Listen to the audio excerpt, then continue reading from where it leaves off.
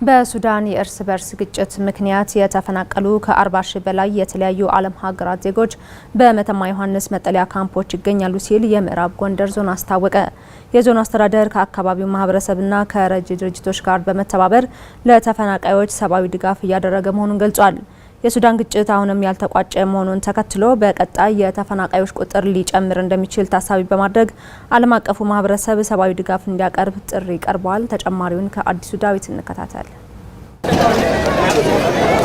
በቀጠለው የሱዳን የእርስ በርስ ግጭት ምክንያት ሱዳናውያንን ጨምሮ ከ40 ሺህ በላይ የተለያዩ ዓለም ሀገራት ዜጎች በተፈናቃይነት መተማ ዮሐንስ የመጠለያ ካምፖች ይገኛሉ።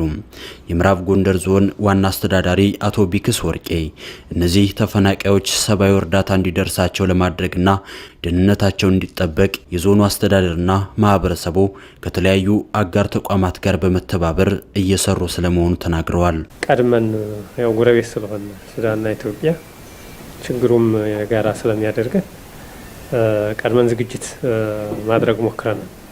ዝግጅቶቻችን በመጀመሪያ ደረጃ ኮሚቴዎችን ነው ያዋቀር ነው።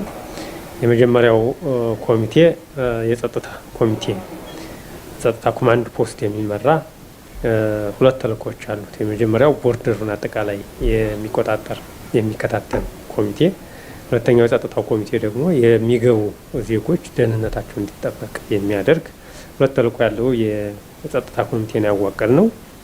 ሁለተኛው ኮሚቴ የሎጂስቲክስ ያቅርቦት አጠቃላይ የረድ ድርጅቶችን ያካተተ ኮሚቴ ነው።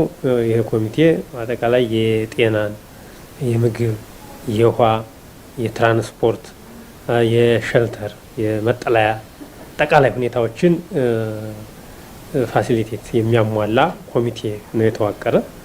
በዚህ ሂደት ውስጥ እስካሁን ድረስ ከ40 ሺህ በላይ ተፈናቃዮች ወደ ሀገር ውስጥ ገብተዋል።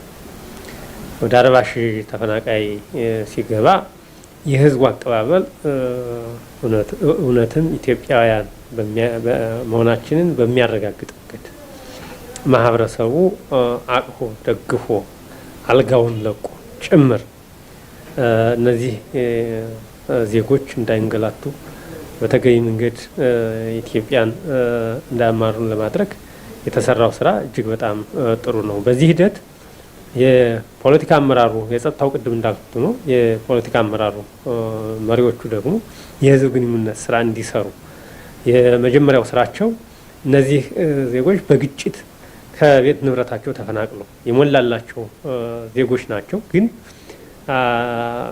እንዳለመታደል ሆኖ በግጭት ውስጥ ሆነው ተፈናቅለው የመጡ ናቸው።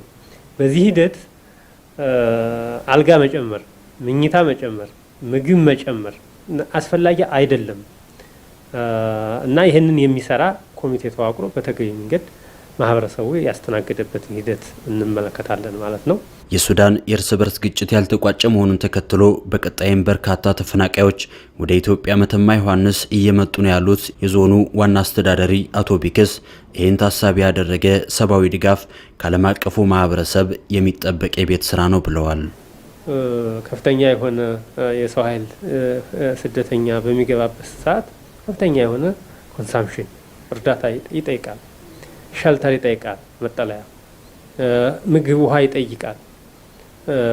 ስለዚህ ይሄ በተመለከተ ያው ሂውማኒታሪያን ላይ የሚሰሩ ሰብና ላይ የሚሰሩ ድርጅቶች በተገቢ መንገድ ተጋግዘን በከፍተኛ ደረጃ ርብርብ ተደርጎ ሪቨርስ ማናደርገው ከርም ማናደርገው ከሆነ ትንሽ ችግር ስለሚሆን ሁሉም አካላት ከዚህ አካባቢ ላይ ርብርብ እንዲያደርጉ በዚሁ አጋጣሚ ጥሪ ለማስተላለፍ ነው። ርብርብ ማድረግ ይጠይቃል፣ መተጋገዝ ይጠይቃል። ዜጎች አሁን ዝናብ እየመጣ ነው፣ ክረምት እየመጣ ነው፣ ከፍተኛ የሆነ ሰቆቃ አለ። በመሆኑም እነዚህን ዜጎች አጠቃላይ ዓለም አቀፉ ማህበረሰብ ርብርብ አድርጎ እንዲታደጋቸው በዚሁ አጋጣሚ ጥሪ ማስተላለፍ ፈልጋለሁ ማለት ነው።